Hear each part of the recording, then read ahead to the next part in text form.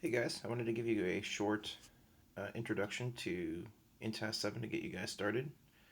I thought that I could make this in video because I know a lot of you guys, well, if you don't need to do this for a class, you wouldn't be watching this, but for those of the people in the class that don't need this, I just wanted to make this a static resource on the internet. So anyways, today we're going to look at INTASC number 7, and standard 7 is planning for instruction. And what I've done is I've tried to highlight some of the keywords in the standard so that they can pop out, and then we'll talk about them later. So the text to standard 7 reads that the teacher plans instruction that supports every student in meeting rigorous learning goals by drawing upon knowledge of content areas, curriculum, cross-disciplinary skills, and pedagogy, as well as the knowledge of learners in the community context. Okay, so kind of taking away two main things.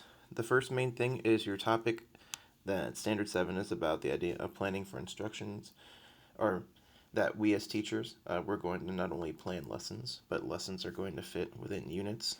And then units are basically going to be taken from these things called curricular maps, which are district and sometimes statewide kind of, well, calendars is one way of looking at it, but states and districts will line out what content people should teach at a certain time, and the use for that is if you have a kid that has to travel between schools or has to change schools mid-year or something like that, if they went to a school in East Muncie, they could transfer, go to a school in West Muncie, and then more or less they should be working on the same types of things. That's the idea of a curriculum map.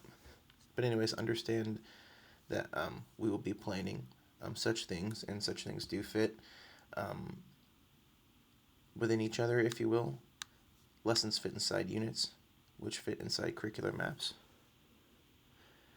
Okay, so that should be everybody's main idea, this idea of planning for instruction. And then the second half is that we plan based on a few modifying characteristics, and that's content areas, curriculum, cross-disciplinary skills, pedagogy, and knowledge of students, culture, and community.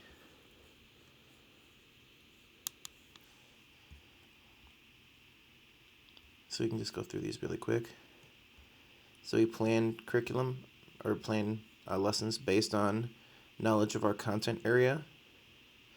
Not only just that we know math, English, or things like that, but we kind of have a personal understanding of how things should be sequenced, what things should be taught first from simple to difficult. The second is our knowledge of our curriculum. And this is where we're talking about the idea of curricular maps, understanding how topics need to be sequenced in order, also understanding where your lessons or where your units fit inside curriculum maps. And then also another thing for curriculum is, are you meeting the state standards? Every grade will have a specific set of state standards for a subject, and it is our job throughout the course of the period of the year to reach and meet all of those standards a certain amount of times. So that's all within the area of curriculum. This idea of cross-disciplinary skills, we did mention it a little bit with the example, if you guys were there for INTASC 5, on my unit in Haiti, that I did, and I worked with a social studies teacher, and this was in a earth science class, where we learned the earth science of plate tectonics and earthquakes and other things like that in my class. And in the history class, they learned about the geopolitical, all that other good stuff about Haiti, and we kind of came together on that. So anyways, anytime you're using cross-disciplinary skills, it's involving two or more subject matters or skill sets.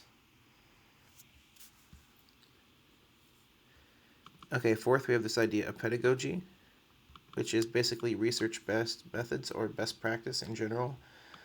And we will have a considerable amount of best practice courses by the time that you're done here.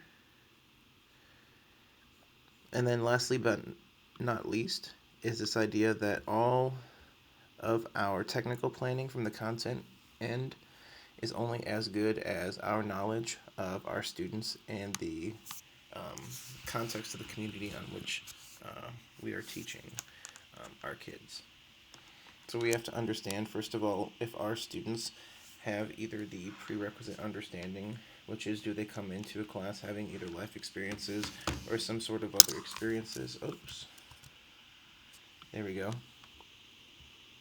So are they coming into your class having any sort of experiences with a particular subject, or do we need to really introduce, do we need to do more intense modeling?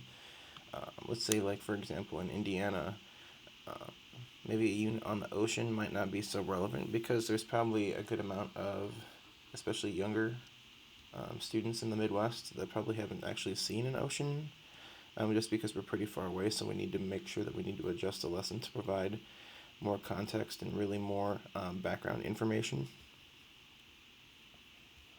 So anyways, just to kind of recap this a little bit, your main idea is that teachers know how to plan for instruction, and they understand that they do that based off of some different areas: content area, understanding your subject in general, the idea of the curriculum, which is where does this fit in within the curriculum map, how do I organize my units, or how do I organize my lessons into units, and how do my units fit in with the curriculum map, and also are my lessons um, hitting the Indiana academic standards to the extent that they should be.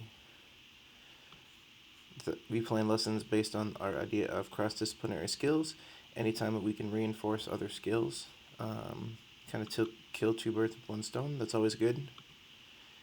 For planning instruction, we also use pedagogy, which is research-based instruction and otherwise best practice for teaching, which you will learn quite a bit before you're done. And then lastly, think of these four as the technical end, and then the fifth is really the personal end, that we need to be able to make adjustments, provide more background information, provide more reinforcement, or provide more enrichment based on where our students are at and what they need from us. So without getting too long-winded, that's basically your number 7. I have a couple of concrete indicators here that will help you get started. This first one is 7C. The teacher develops appropriate sequencing of learning experiences and provides multiple ways to demonstrate knowledge and skill.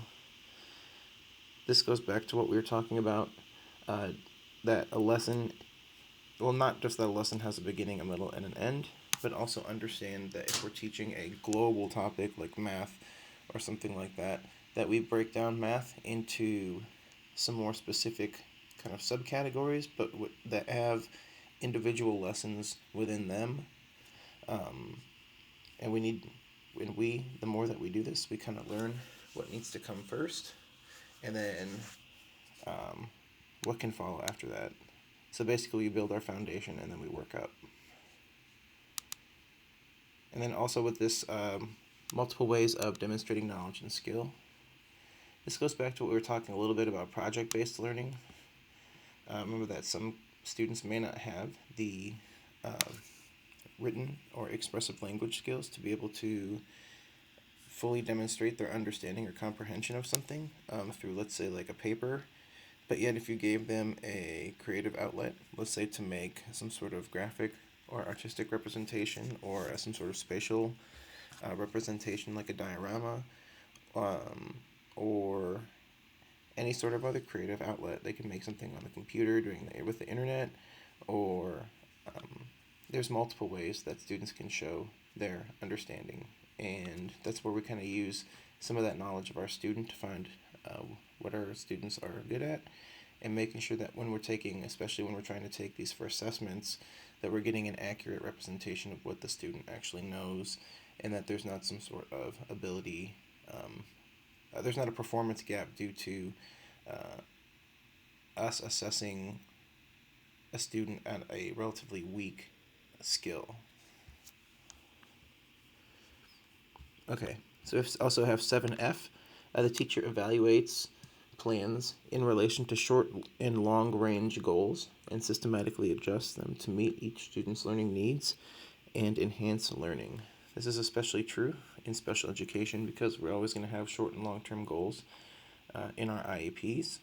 And when we take data from our curricular-based measures, assessments, or other observations. We're going to kind of be able to make short-term judgments as to whether or not our plan is working properly or as intended, and if it's not, what we want to do is we want to go and see how we can adjust that.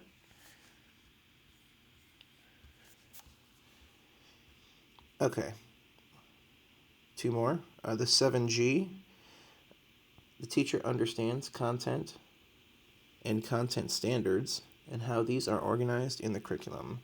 This has to do with our Indiana academic standards, and we touched on them a little bit at the beginning, but we'll spend more time with them by the time that we're done in this class. And then you will, basically every lesson you write will have Indiana academic standards attached to them. Otherwise, they're not really official lessons. So you guys will become quite good at using the Indiana academic standards. But even now, even before you start going into teaching actual lessons, find a topic that you're interested in or a subject that you'd be interested in, and take a look at the Indiana academic standards. It's just a matter of Googling Indiana academic standards, and then you can click whatever your grade or your subject matter that you would like. But this is the core of everything. No lesson gets taught in a school without having the corresponding standards. So it's a good idea to know how they work. And last, we have 7Q, which is the teacher believes that plans must always be open for adjustment and revision based on learner needs and changing circumstances. This is important. There's really kind of two types that I've seen, and you may have seen some good non-examples for your second paragraphs if you need it. Basically, I'm sure that some of you have probably had teachers that have just kind of put their head down in bold, as it were, through course material. I'm sure that if you've seen that, you've also seen people that have been able to keep up, and then subsequently there's probably been people that haven't been able to keep up. So you've probably been able to see some of the negative impact of and it's not even necessarily improper pacing, but it has to do with using all the information that you have. And that's going back to using effective questioning during class, which is kind of a pacing thing too, because sometimes you have to stop a little bit so that kids can collect what they're thinking, and actually try to have 2 seconds to internalize it. And there's such a thing as too much information too quickly. So you can stop for understanding so kids can collect their thoughts. You can check for understanding. And if you're starting to notice a pattern that we're not going anywhere or we're not getting the type of progress or results that we want, sometimes it's okay to really just make that executive change in your book, even if you have to move some stuff around. And do that just for the sake of everybody understanding. It's better for everybody to understand and take an extra day before moving forward than to leave people behind. And that kind of goes back to the idea that learning is sequenced, and you need to know step A before you can really do step B. So if we kind of put our head down and go a full bull in a china shop through the things we have to get through because we have to get through them, we're going to lose students along step A and step B, and by the time we get to step D, we only have a small percentage of our people left. So anyways, here's 4 indicators to get you guys started. Remember that you can find all these in the INTASC resource kit. Also remember your main ideas that we're planning for instruction. That should be everybody's main idea. And we plan for instruction using these 5 kind of components as little sub-indicators and pieces of background information and concepts that we should use. So anyways, I hope this was helpful, and I'm glad that I was able to get this up on video so you can have something to go back to if you need to, and we don't need to use class time to do this either. So anyways, thanks for listening, and I'll see you next time.